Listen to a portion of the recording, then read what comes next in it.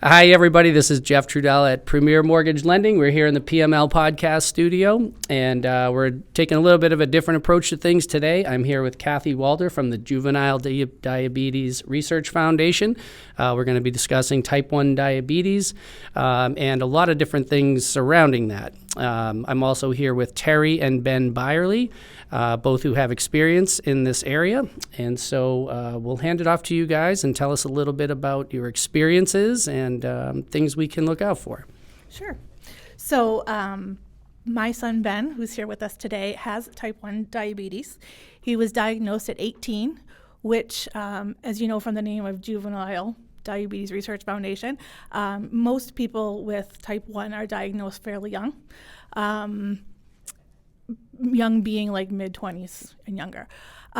So he had 18 years of kind of normal and then had diabetes, so he can share his experience a little bit. But just as a mom, one of the things that I found super helpful when he was first diagnosed was the ability to find information quickly, because type 1 diabetes is something that is not on your radar.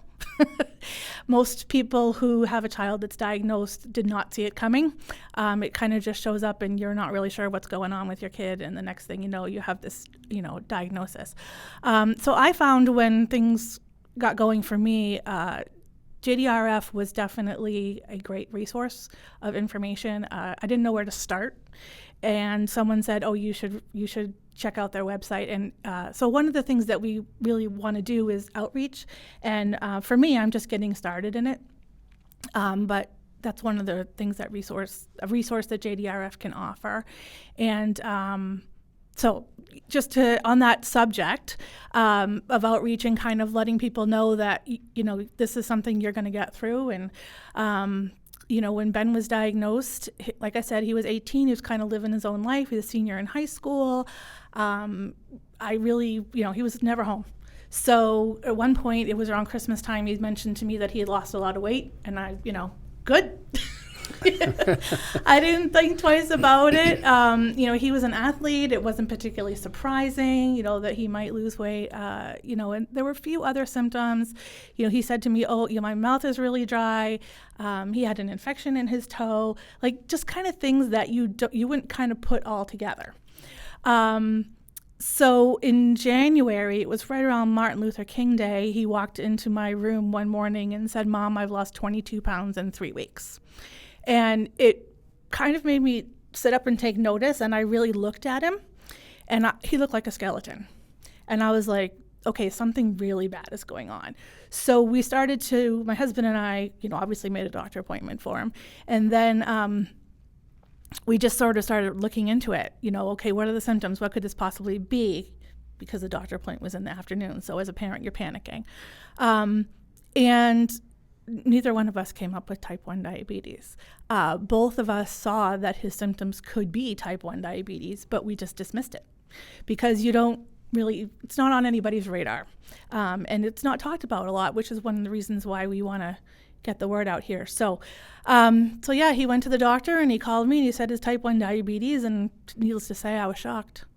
And we went from there. And I'm sure he can tell you a little bit more about his experience. The first 6 months were probably the toughest.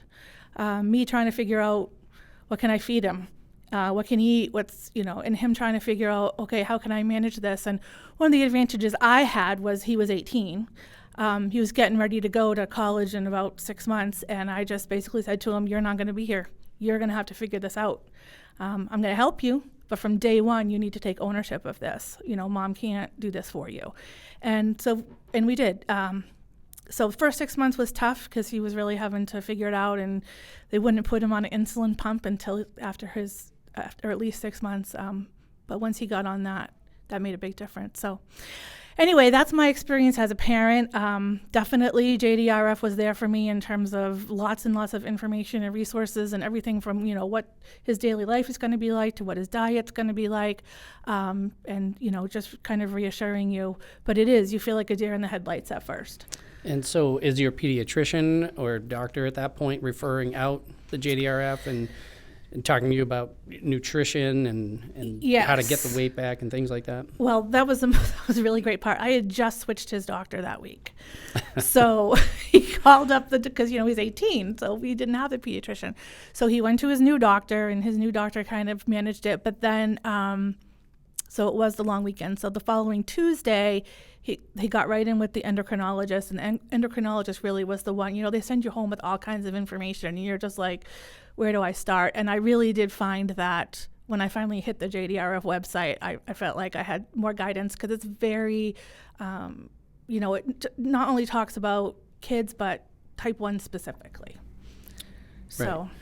Well, that's good. And so at JDRF, then you have a whole plenty full of resources for how to live with it. And again, the nutrition piece of things, I mean, that's the forefront of my mind right now. It's just coming through thinking about weight loss like that. That's pretty rapid. That could be a lot of different things. So, so Ben, what was your take on it? How did you deal with it? I mean, you're an 18-year-old kid and, in high school, and this is probably the last thing on your mind. Right, yeah. I'd had my senior year of baseball coming up, focus on just keeping my grades up, so that, college doesn't pull that acceptance, all that. It's normal 18-year-old stuff. And then working at Rite Aid, just, probably 4 or 5 hour shifts, but going to the bathroom like 20 times a shift, just bizarre stuff, losing a ton of weight, pale, trying to think back to that time. But, just I had a teacher, why I said something to her was I had a teacher that was like, you don't look yourself, you look, pale, you look thin, and so ultimately, I went to the doctor, and, the doctor knew right away what it was when I walked in there. He did the test, he said, you have type 1 diabetes, and I said, what's that? And, over the last 8 years, I've become quite acquainted with what it is, and, the biggest thing is misconceptions, The biggest thing it took from me was peace of mind. I mean, I went 18 years on this earth without ever once thinking about my health, and now the littlest thing happens to me, and I'm like, oh, God, it could be this and that. And, I think that's just from at one time being in a doctor's office and being completely shocked by a diagnosis. And I'm sure anyone else with similar diagnosis or experiences can, relate to that. And, and the thing that my friends had to figure out, which was a little easier because I actually had a friend that was type 1, and that I had known Alex, her son, when I was younger, was just the misconception between type 1 and type 2. And I even think there's some misconceptions about how type 2 happens, but, it's, you get your typical, it's because you're overweight, blah, blah. But for me, that's what I knew diabetes as. So it was a little perplexing at first, just because I was like, well, wait a minute. I'm a high school senior. I play sports. I could get a 6-pack in 2 months if I wanted to. Like, what are we talking about here, So it's like, but, it was, not so much anymore, but at the time, it was just, you don't realize how much it's going to turn your life upside down at first. And, now being an adult, it's part of your life. You get used to it. You get acquainted and whatnot. But, there's always things, the worst time you get a low blood sugar, right? Or an unexplained high blood sugar. And you're like, all right, well, trying to, day to day, it's just, at first it was very difficult, with going to college and, dieting. And then, she understood, and my father understood how serious it was. I didn't. So to me, on the surface, it was like, oh, why are they, so freaked out about this? And, it's just something that over time I think you grow to learn about. And I think I was blessed to get it at the age of 18. I think for a younger kid, I can't even imagine. I mean, at least I was old enough and mature enough to understand that, all right, this is something serious, and, I got to make these decisions on my own. Whereas had I been, much younger, would have fallen more on her and my dad, and a lot of school resources, and there's a lot that goes into it. And, so I think in that sense I was fortunate to get it as an adult and experience it for the first time as basically a college student. But overall, I tell people if you're losing weight, if you're going to the bathroom a lot, those are really the two biggest signs. I had one friend that he was having some of those issues, and he got diagnosed with prediabetes. So it's one of those things where, if you can catch it earlier, the better, because in my particular case, they were like, we have no idea how you're not in the hospital right now when they diagnosed me. That's how high my blood sugar was and how much it was kind of attacking my body at the time. So, yeah. And so what is and again, right, you, like you said, you were older, so, for you at that point, you're dealing with high school, you're dealing with college coming up, trying to wrap your head around a whole bunch of different things. So you're hitting at a critical point in your life, to that point. So, you get through that initial phase of it. What does day-to-day look like now that you're 10 or so years into this? Yeah, so eventually you learn, what foods kind of really mess with your blood sugar. And, those are what I call special occasion foods. You really try to stay away from them, except for, you don't want to totally take, the sweet things out of life. But, you do have to cut back ultimately.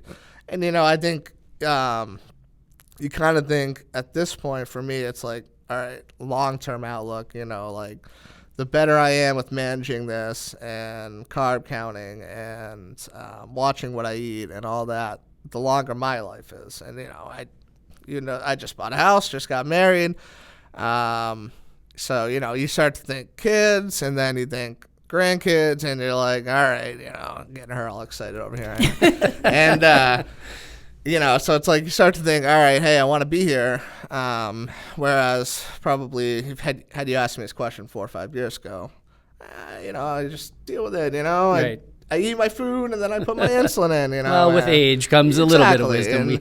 And so that's what I would tell kids, if you're young and you don't necessarily get it now, is, you'll be happy that you started creating these good habits, just staying on top of it. And there's so much I think 100 years ago, I'm not here, that's right. how technology's come so far that we're on the verge of, you got stem cell research, artificial pancreas.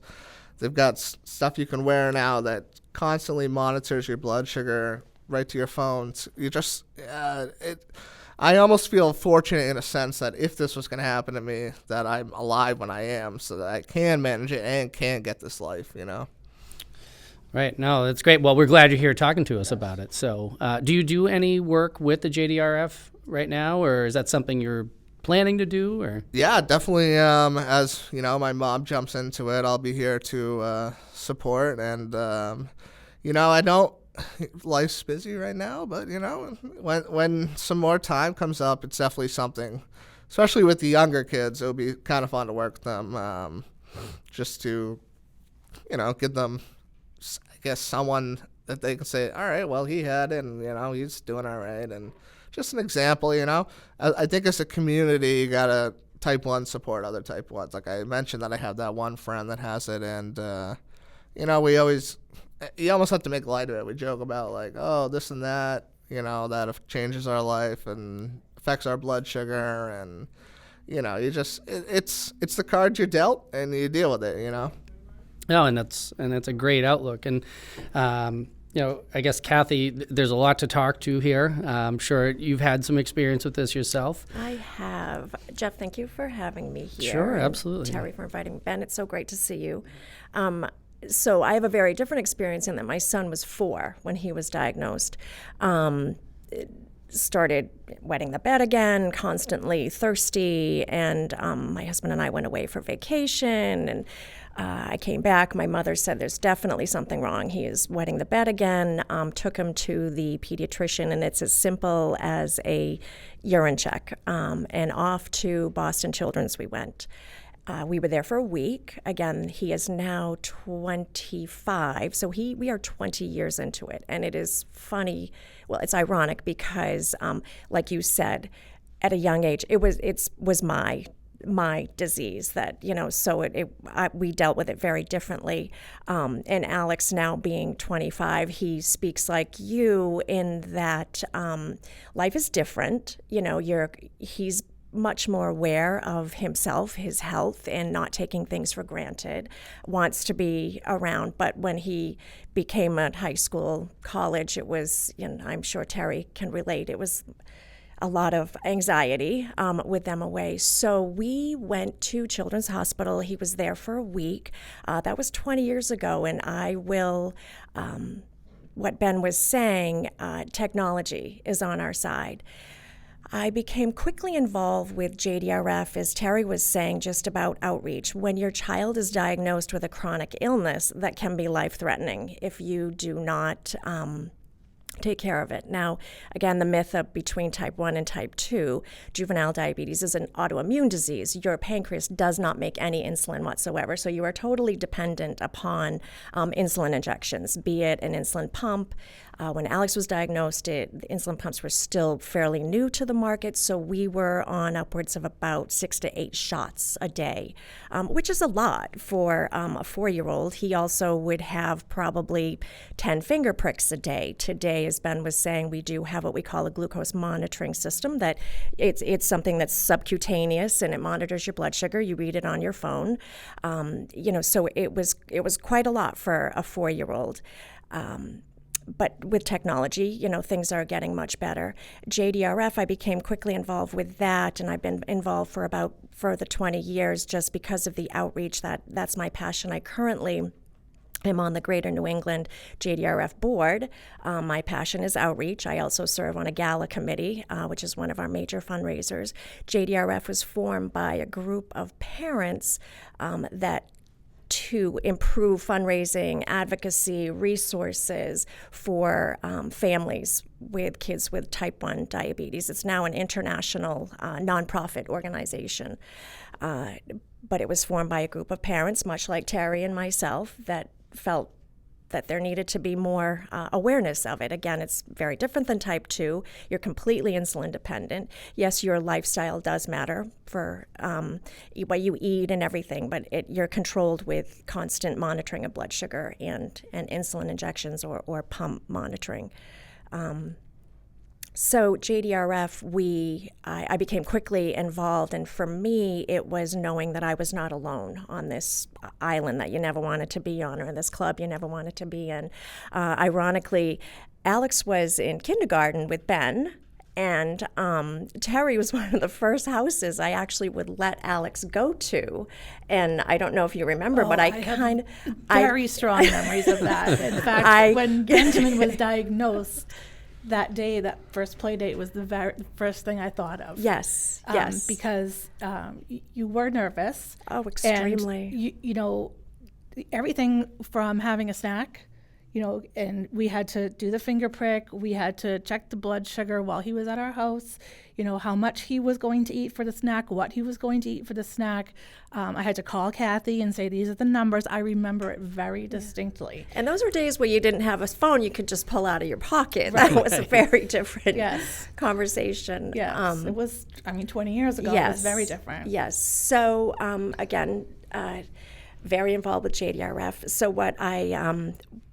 what is very passionate to me today is I co-chair what we call a Chats from Home, and it's a virtual forum for newly diagnosed, or actually not even newly diagnosed, but for parents of kids with diabetes, where we every other month have this virtual forum that people come and you share your tips in terms of low blood sugars, high blood sugars, snacks that work, snacks that don't work. Alex, like Ben, was an athlete, just in terms of tips for athletes, and just providing a lot of reassurance and resources for individuals. JDRF also sponsors a nursing webinar because we parents have found that there's a lot of misconceptions, even with school nurses are amazing and they deal with just so much, especially right now with COVID that we are all learning to live with or get along with, I guess. There's a lot of resources we provide for the nurses, education for the nurses, just type 1 diabetes 101. JDRF, we have fundraising, walks, and galas and marathon teams. And a lot of these are just, for me, it's more than fundraising. It's more than, providing these forums for individuals. It makes me feel, it empowers me. It makes me feel as if I'm able to do something that's going to make Alex's life, Ben's life, and other individuals with type 1 diabetes in the long run better or easier. That it's like back to when Alex was diagnosed at 4, it was very difficult. You have a 4-year-old child that is diagnosed with a chronic illness that, if not taken care of, is life-threatening. At that particular time, I wasn't worried. I wasn't even worried, the first 10 years. I mean, worried, yes, constantly worried. As my husband and I would say, you're waiting for the other shoe to fall off. Lots of monitoring, but we took that on ourselves. Alex, we wanted, like Ben, to have a very normal life.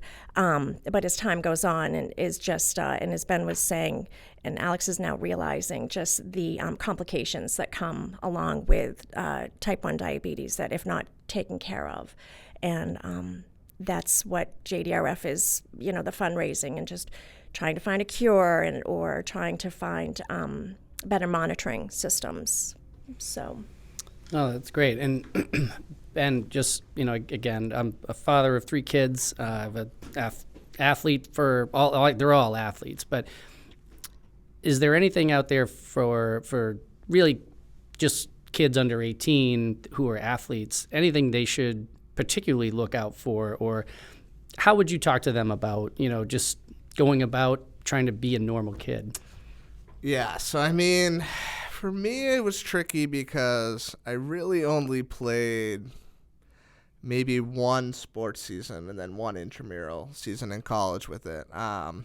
But I can speak to, exercise in general. I would say, typically speaking, it does drop your blood sugar. This is not unique to diabetics. This is everyone. But the thing with us that we got to be careful of is that severe drop. And the biggest thing is listen to your body. And it's hard at first because you don't know this disease. But as time goes on, you start to learn how, your body reacts to it. And so I can know.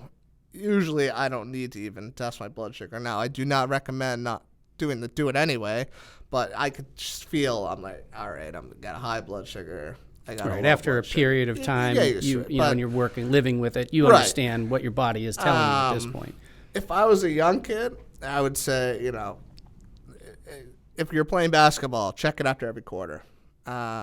You can't be too careful because the last thing you want to do is, have that low glycemic issue and right on the court or, and that just scares everyone around you too. And, you just try to be careful of it. It's better, I say, if you're going into a sporting event, like to be a little bit more towards the higher side than the lower side because eventually it's probably going to come down to, but it's unique to everyone.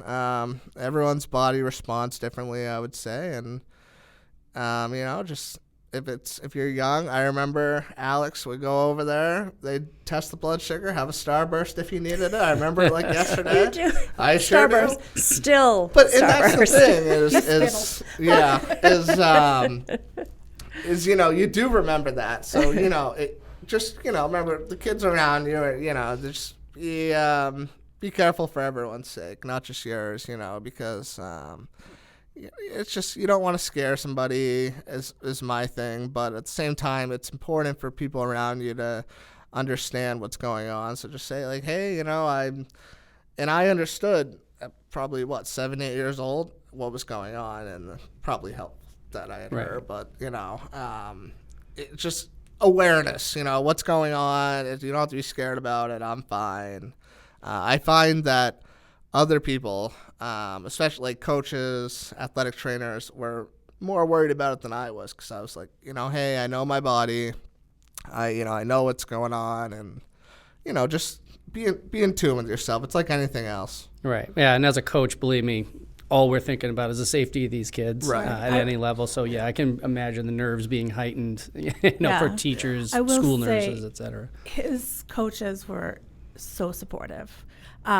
His teammates were so supportive, and this was all sort of happening at once. And but to Ben's point, I think it's important to recognize that yes, if you're going to be an athlete, you're going to have to pay more attention than your average person. But you could still do it. You can still have that in your life. You can still, quote unquote, be a normal kid. You just have to. It's a new normal. Yeah, it's a new normal. It's a new normal that you develop. Yeah. And, as long as people are aware and, that this, I remember going to, when he went to college, he was in a quad. I'm sure he was mortified. But I sat his 4 roommates down, other 3 roommates down, and I was like, listen, if you guys go out and party and he's not looking good, that's not nothing. Pay attention. That was, and I'm sure you feel the same way. Yeah. Sending them off was the hardest thing. It was really difficult. So my son was an athlete. He played soccer. And he played in college, actually. So like Terry, I was, right from the get-go, him being diagnosed at 4, my husband and I were committed to life was going to be normal. It was going to be a new normal, but this was not going to define Alex. Ben, I think you'd agree, it does define you in terms of your outlook on a lot. You don't, as a family, we don't take a whole lot for granted. We're pretty simple things make us pretty happy. But he was an athlete in college, and you just get really creative. What's beautiful now is because of the continuous glucose monitoring, like I said, it's something you wear subcutaneously, and it reads off your blood sugars off, and you can get it on your phone. It was great because we had athletic trainers that would travel with him. He would travel all over the place, to Georgia, to Cincinnati, to Chicago, and his athletic trainer could follow him. So when he was a kid, yes, we didn't have that luxury. We would bring, he would, between the quarters or halves or whatever, we would check his blood sugar. But for a lot, what we would do is we could tell, and he and his dad had these signs that thumbs up, thumbs down, and so my husband would ball up a bunch of Starburst and he would throw it out onto the field, or else the goalie would have the Gatorade next to him. I mean, you get really creative, because the last thing you want is out on the court or out on the field is to have a low blood sugar. And these kids, it's a new normal that happens. Alex went to college like Ben. He actually went abroad. I lost 20 pounds when he went abroad because of the anxiety of him being abroad. And we had very strict, you could only go to London. That was the only place you could go. So he lived a very normal life but there's a constant planning. There's a constant, you travel, you need to know where there are certain countries I won't let him travel to just because I'm afraid of just the health care. He's an adult now, he can figure it out, but not really. I still do, actually. You never stop worrying. But I pretty much could tell you we're at every endocrinology clinic in the Europe. I could tell you. So you live. It's a new normal that you establish. These kids can do everything, but there is a lot of planning that goes along with it, and by the grace of God, with technology, they live and thrive. Right, which is great. And you started to talk about it earlier, about the chats on the forums that you do. Do you do this for the schools? Like, so for example, if coaches and teachers and that type of thing, not just the school nurses, but people who need to know who your student population is. So as of right now, we do provide education for the school nurses, and they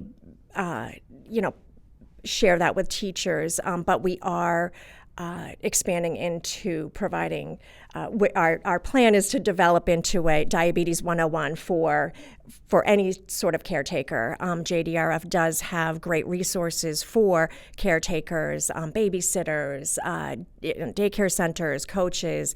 It's all within their website, but we are hoping to expand it to a virtual, providing like we do with the nurse webinars for teachers or anybody that could use the information and the knowledge of having a type 1 diabetic.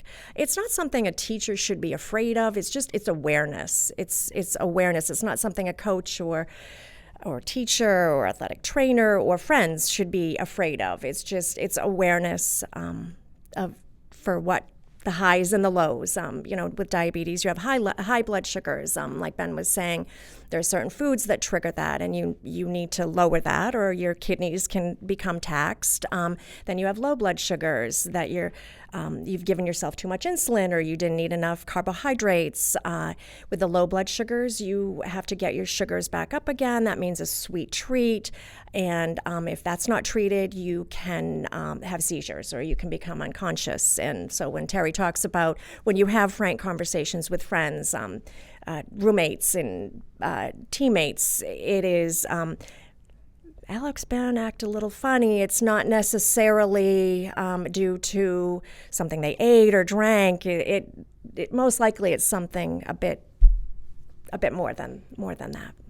Right.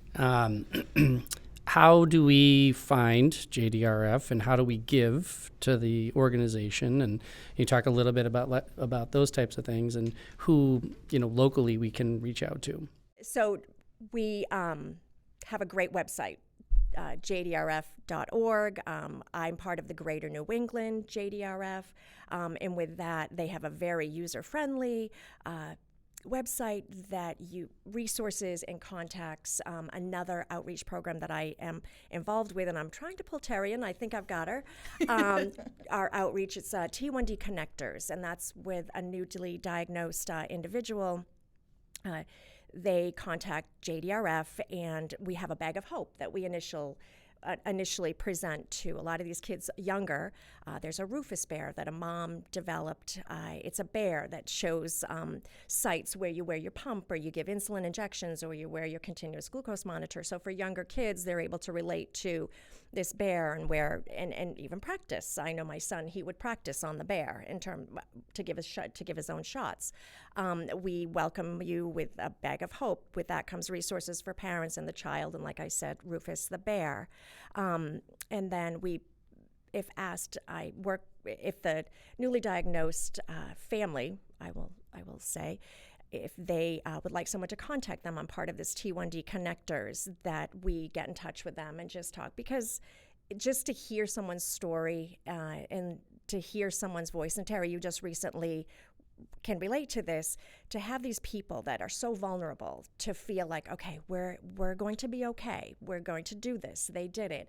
One of the connectors that I had, her story, we were virtual, and she looked at me and said, to see you smile again makes me feel, so JDRF, we're trying to give hope to people that you can do this. We're here for you and provide the resources. So there's, again, JDRF.org. There's Greater New England. That is this Boston, New Hampshire, the Massachusetts, Maine, Vermont, New Hampshire territory. And we are very quick to respond with any needs that you have. With that comes, and Jeff, I want to thank you for your donation for the gala, which we had our virtual gala last year, raised over $1 million for JDRF. That's awesome. Yes, and so this year we are having a hybrid. I'm excited because we will be in person, and we have very high goal for our fundraising efforts with the one-night gala, as we call it. So there are many different ways that you can become involved and or give to fundraising, or just meet other people.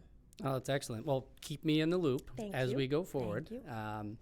And anything else that you guys want to share? Or I looked it up real quick. It's jdrf.org. There it is. We're official now. Yeah. Yes. So, just if you are willing to get involved, as Kathy said, there are so many ways. It doesn't have to be a monetary donation. You can donate something that can be auctioned at the gala. Like she was saying, you can get involved in outreach. She's been asking me for a while, and I was very reticent because I felt like I said, I don't know, if I'm going to be able to be the support that these people need. My kid was diagnosed at 18. Well, I just happened to have a random conversation with someone. They were kind of in a situation where they're like, I'm really sorry I didn't get back to you. My son was recently diagnosed with type 1 diabetes. He's only 6. And we were on the phone for half an hour. And at the end of it, I really felt like I kind of talked him down, from the ledge. And I'm like, it's okay.